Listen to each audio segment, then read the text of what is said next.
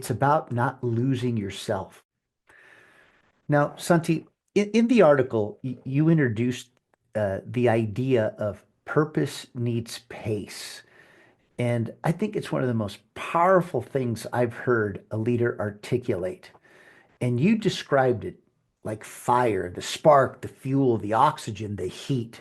And what happens when you pour too much fuel on a fire without oxygen? What is it?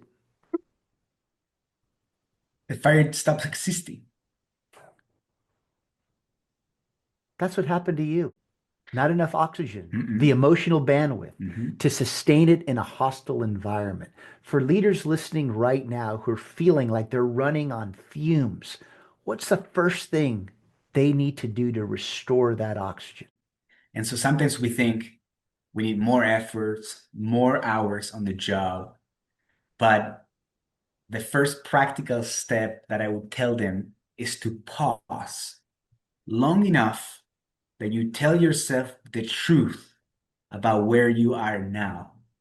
Not how you portray yourself as a leader, but the real version. So honesty with yourself. And some of the questions that I can come up with, they're very simple, but am I still leading from clarity or just reacting from fear?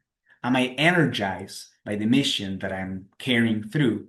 Or I am just surviving with adrenaline and cortisol? Am Hmm. I protecting my purpose or I am just burning myself to prove it? So that analogy of the fire I really like. But to me, oxygen means, or may mean, slowing down, asking for help, creating boundaries, and stepping away from unhealthy conflict doesn't build anything. Or naming for yourself what's no longer sustainable. But it does begin with honesty. And so I like to think that commitment to an organization, commitment to a cause, it if you put purpose without pace, it can be self-destructive. And you don't want to confuse commitment for that. You had a choice: conform, comply, survive, or hold your ground, stand by your convictions, and take whatever came with that. And here's what I want our listeners to understand: earning conviction isn't about winning, it's about not losing yourself. So, Santi, looking back now, do you believe that you made the right choice? And what would you say to the leader right now who is facing the exact same crossroads?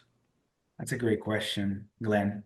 I believe I made the right choice based on the information that I had available and the capability to take that decision. There's people listening right now who are dealing with the same Mhm. crossroads. What would you say to them right now? Yeah, they are not alone. And this is very real. I said it before, Glenn, but when I wrote this article and shared my story, many people reached out with their own stories. So that is something that you shouldn't feel like you're only you going through this. It may be more than just you. So, you know, have I made the right choice? It was the right choice for me. I protected who I was, Glenn.